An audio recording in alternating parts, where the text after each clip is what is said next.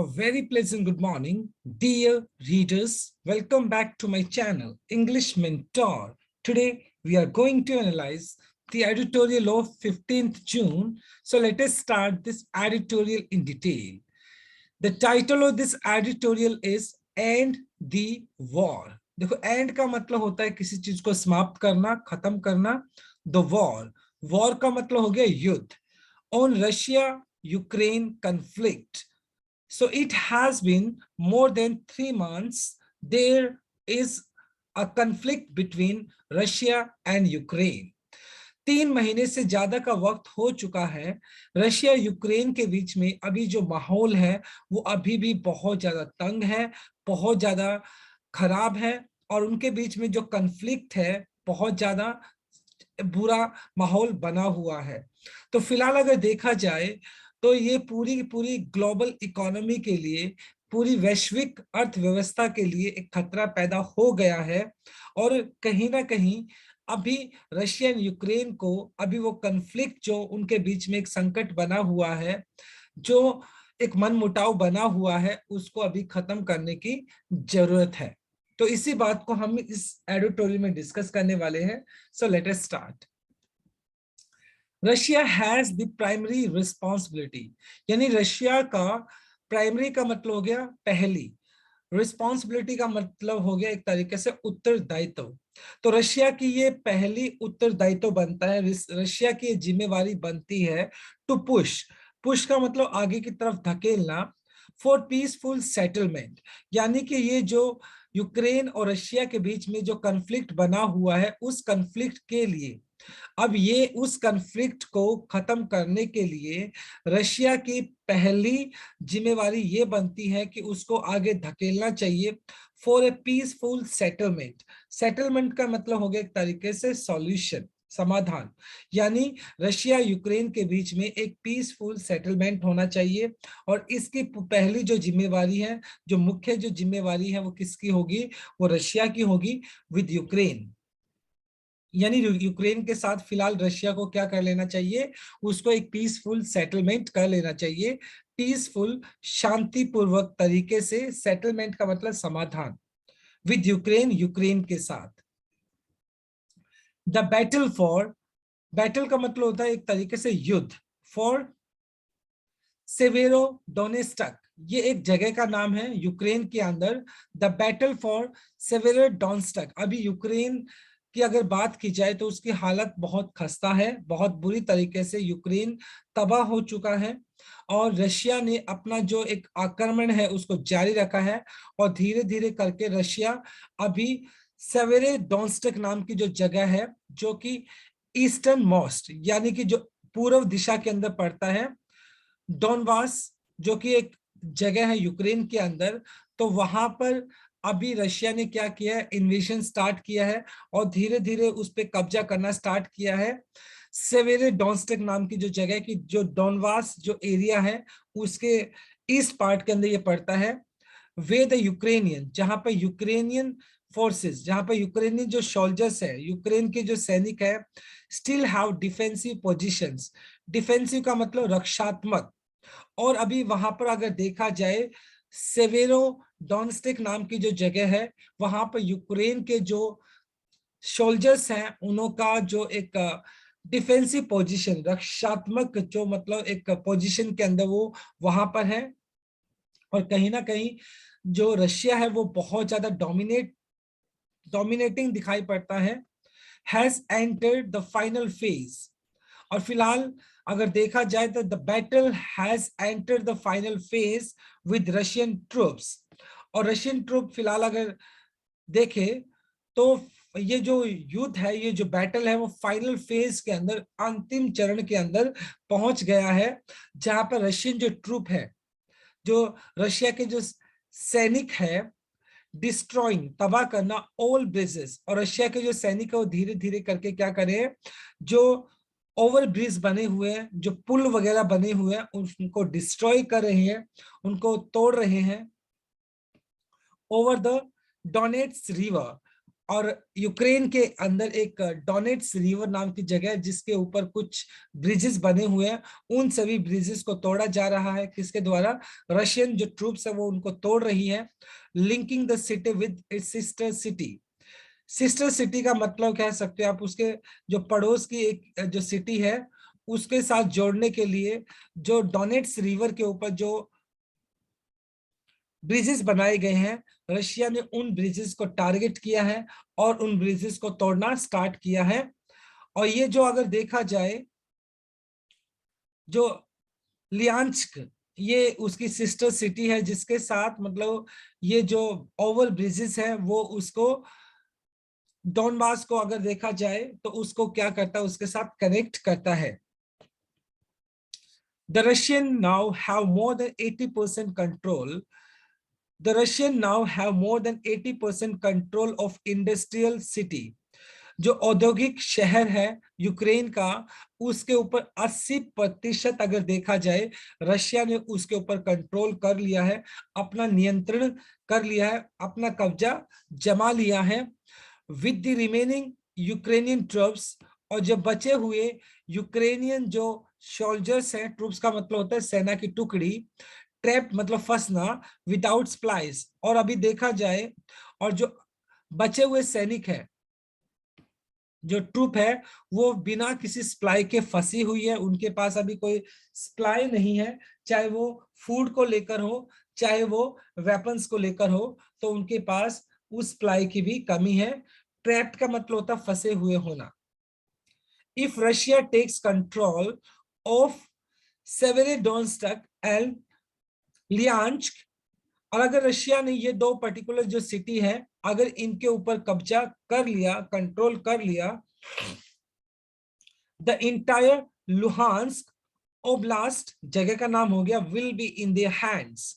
और अगर ये दो पर्टिकुलर सिटी के ऊपर रशिया ने कब्जा कर लिया, सेवेरोडोनेत्स्क और लियांस्क, ये दो पर्टिकुलर सिटी है, अगर इनके ऊपर कब्जा कर लिया रशिया ने, तो इसमें कोई शक नहीं है कि लुहांस्क रशिया के हाथों में होगा, रशिया का उसके ऊपर कंट्रोल होगा, allowing it to march towards कर्माटोर्स्क।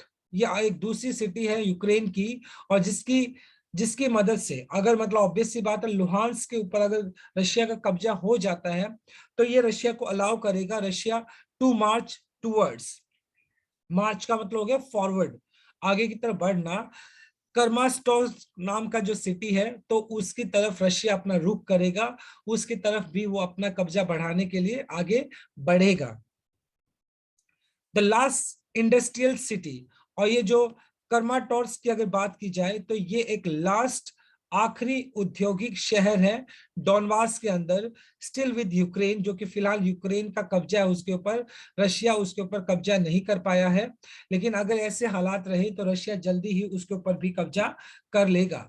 In recent weeks, इन्हीं फिलहाल के कुछ हफ्तों की अगर बात की जाए, in recent weeks Ukrainian troops, जो यूक्रेनियन जो सोल्जर्स हैं, हैव टेकन हैवी लॉसेस, तो यूक्रेनियन सोल्जर्स का बहुत भारी भरकम कह सकते हो एक नुकसान हुआ है विद रशियन फोर्सेस। और रशियन फोर्सेस ने क्या किया है, ब्लास्टिंग द वे, और रशियन फोर्सेस ने यूक्रेन के जो सोल्जर्स हैं उनके जो रास्ते हैं उनको बुरी तरीके से ब्लास्ट किया है, बॉम्ब से उड़ा दिया है इनटू सेवेरोडोनेत्स्क। सेवेरोडोनेत्स्क नाम की जो सिटी है जहां पे यूक्रेनियन सोल्जर्स आगे ना बढ़े, तो उन रास्तों को रशियन ट्रूप्स ने बुरी तरीके से तबाह कर दिया है यूजिंग आर्टिलरी फायर।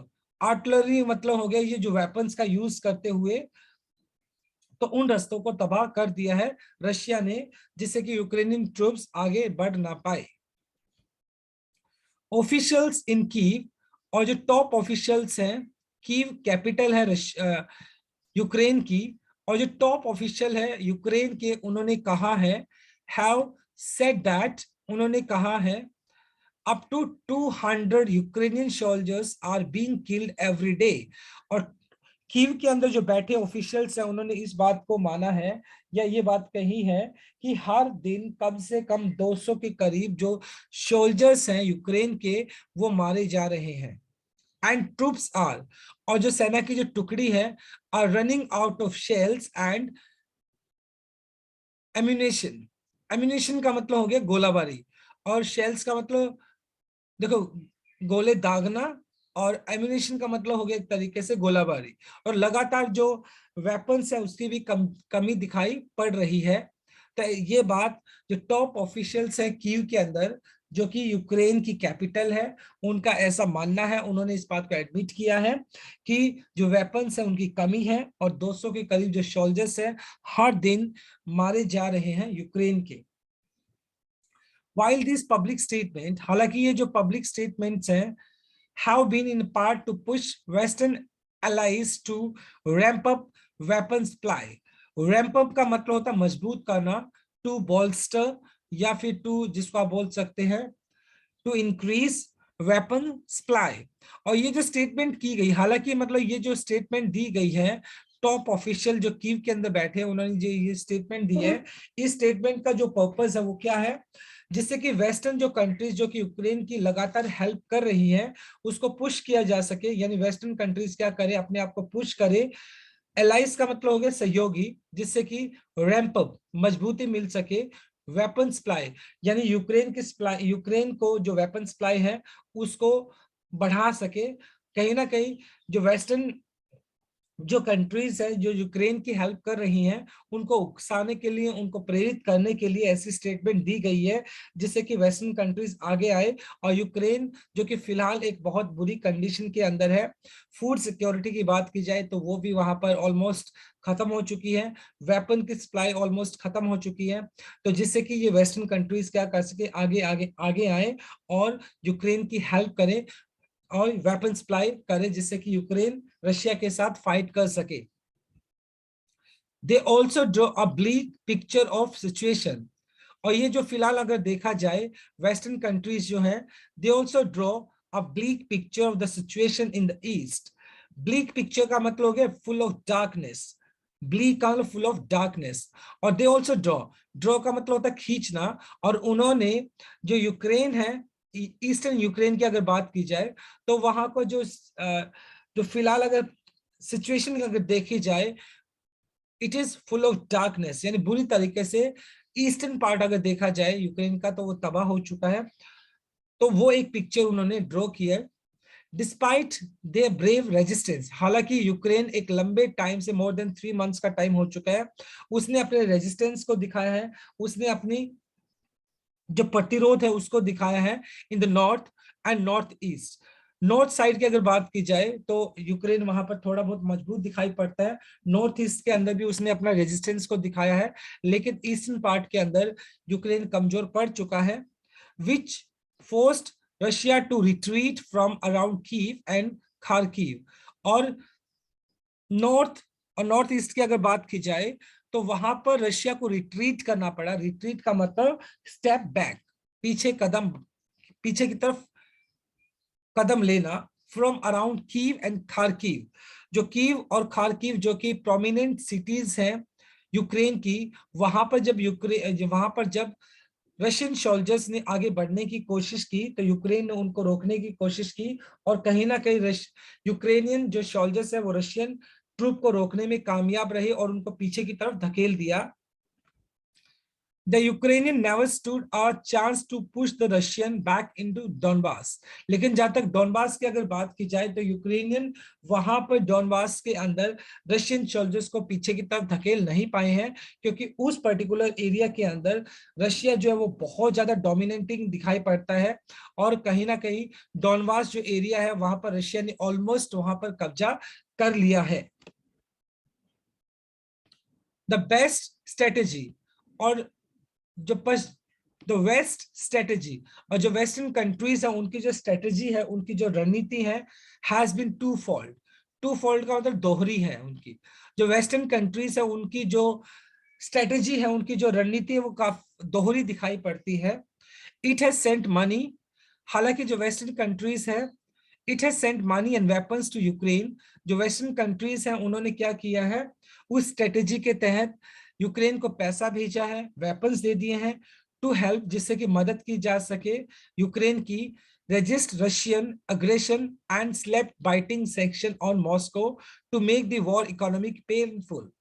और जो वेस्टर्न स्ट्रेटेजी है उसके तहत उन्होंने पैसा भेजा है, वेपन्स भेजे हैं किसके पास, यूक्रेन के पास, जिससे कि यूक्रेन की हेल्प की जा सके रशिया को रेजिस्ट करने के लिए, उसको प्रतिरोध करने के लिए, उसको रोकने के लिए।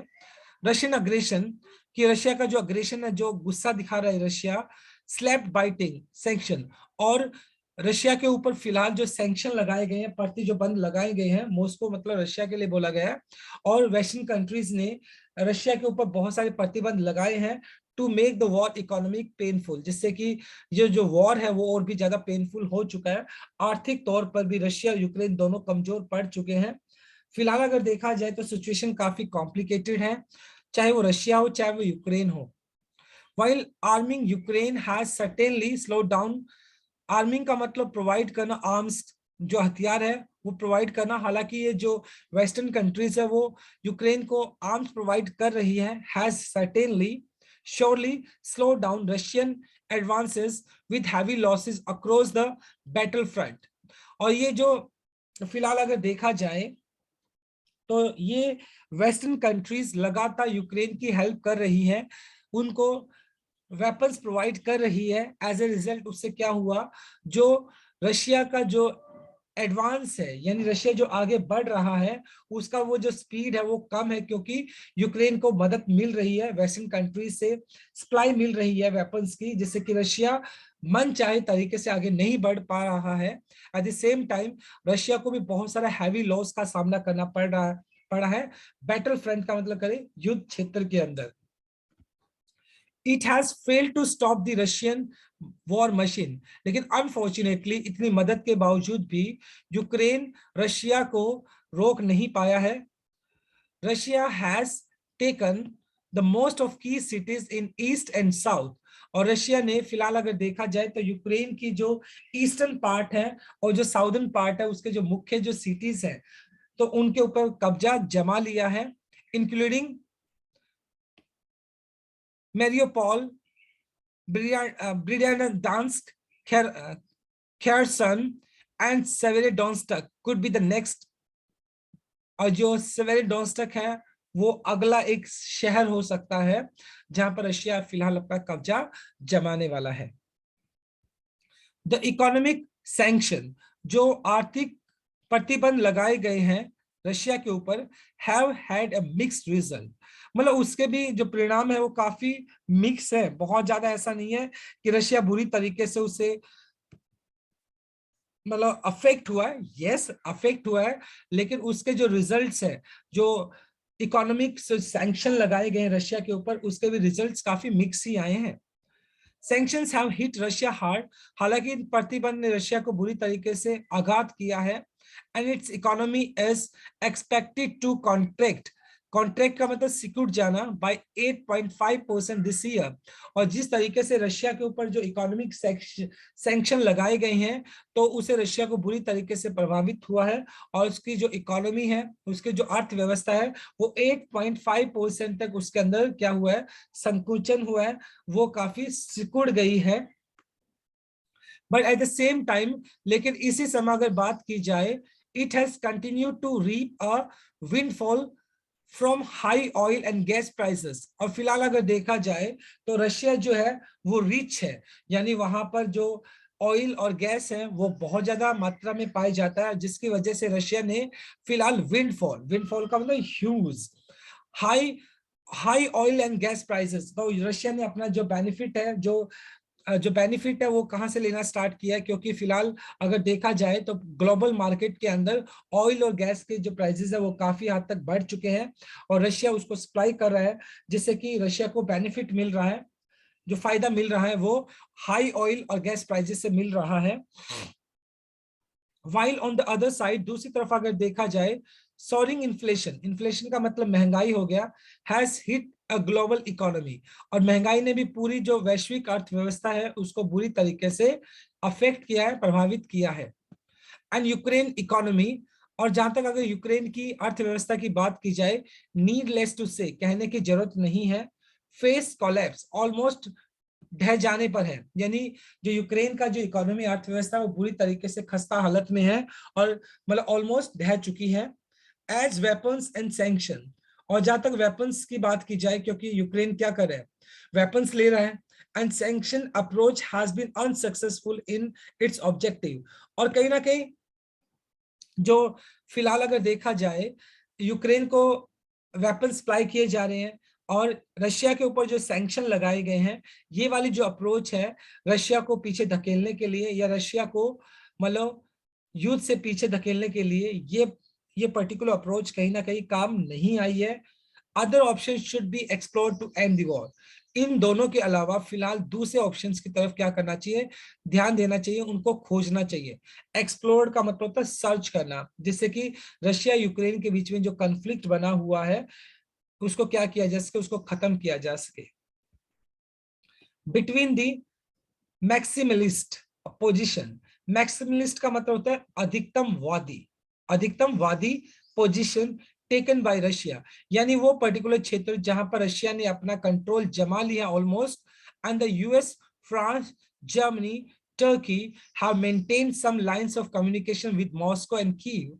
और हालांकि अगर देखा जाए यूएस हो गया, फ्रांस हो गया, जर्मनी हो गया, टर्की हो गया, इन्होंने क्या किया है, यूक्रेन और रशिया के बीच में कम्युनिकेशन करने के लिए, मॉस्को यहाँ पर रशिया के लिए बोला गया, कीव यहाँ पर यूक्रेन के लिए बोला गया है, तो इन दोनों के बीच में कम्युनिकेशन करने के लिए, डायलॉग एस्टेब्लिश करने के लिए कोशिश की है, जिससे कि इन दोनों के बीच में बातचीत हो सके और जो कन्फ्लिक्ट बना हुआ है इसको खत्म किया जा सके।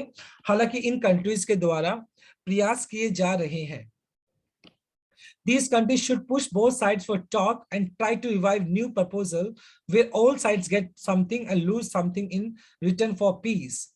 और इन पर्टिकुलर कंट्रीज की अगर बात की जाए जिसके अंदर यूएस, फ्रांस, जर्मनी, टर्की, इन सभी को क्या करना चाहिए, पुश का मतलब एक तरीके से फोर्स करना चाहिए दोनों साइड्स को, यूक्रेन और रशिया को, और दोनों के बीच में ट्राई टू रिवाइव, रिवाइव का मतलब पुनः जीवित करना, और नए प्रपोजल लेकर आने चाहिए जिससे कि दोनों साइड को, चाहे वो रशिया हो चाहे यूक्रेन हो, दोनों को कुछ ना कुछ मिले, I lose something in return for piece, और दोनों को कुछ ना कुछ खोना भी पड़े अगर वो दोनों देश पीस चाहते हैं, शांति एस्टेब्लिश करना चाहते हैं, अगर शांति को स्थापित करना चाहते हैं तो उनको कुछ मिलना भी चाहिए, एट द सेम टाइम उनको कुछ सेक्रीफाई भी करना चाहिए। और ये जो पर्टिकुलर कंट्रीज है यूएस, फ्रांस, जर्मनी, टर्की, इनको प्रयास करना चाहिए जिससे कि रशिया और यूक्रेन के बीच में ये जो कन्फ्लिक्ट है, ये जो संकट बना हुआ है, इसको खत्म किया जा सके।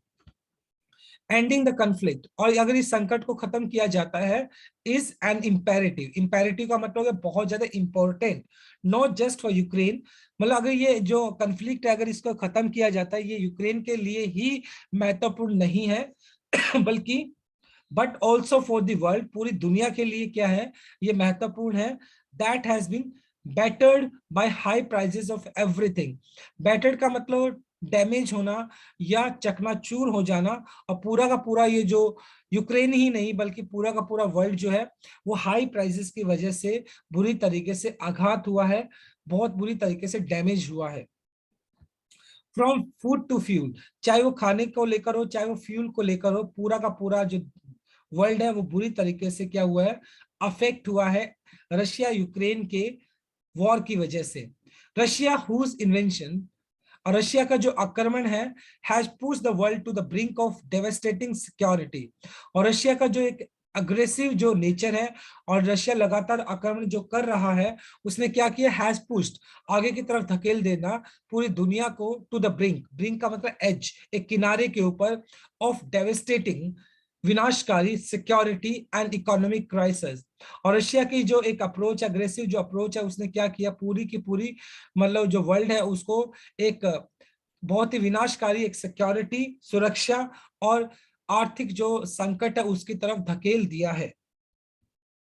हैज प्राइमरी रिस्पॉन्सिबिलिटी, और ये रशिया की प्राथमिक रिस्पॉन्सिबिलिटी, जिम्मेवारी बनती है टू एंड दिस वॉर, जिससे कि रशिया क्या करे, आगे बढ़कर आए और इस बात की रिस्पॉन्सिबिलिटी ले और वो युद्ध को क्या करे, खत्म करे, थ्रू अ पॉलिटिकल सेटलमेंट, जिससे कि एक राजनीतिक एक समाधान ढूंढा जा सके और रशिया को आगे आकर मतलब फिलहाल पीस की तरफ जाना चाहिए, शांति की तरफ जाना चाहिए, क्योंकि दोनों देशों की तरफ अगर देखा जाए तो डैमेज बहुत ज्यादा हो चुका है। उनकी जो इकोनॉमी है बुरी तरीके से खस्ता हालत के अंदर है, और दोनों की ही नहीं बल्कि यूक्रेन और रशिया के युद्ध की वजह से पूरा जो ग्लोबल इकोनॉमी है वो भी बुरी तरीके से अफेक्ट हुआ है। राइट, तो फिलहाल अगर देखा जाए तो रशिया यूक्रेन को जो कन्फ्लिक्ट बना हुआ है उसके सेटलमेंट के बारे में सोचना चाहिए, और जल्दी से जल्दी पीस को, शांति को अपनाना चाहिए, जिससे कि ये पूरी दुनिया जो कि अभी खतरे में जा चुकी है उस खतरे को खत्म किया जा सके। Right, so my dear friends, it was the wonderful article today. I try my best to simplify this article. I believe you have understood this article. Thanks for watching this video. Please do like, share, comment, and subscribe to my channel. Tomorrow I'll continue with another article. Till then, bye bye, take care, and have a nice day.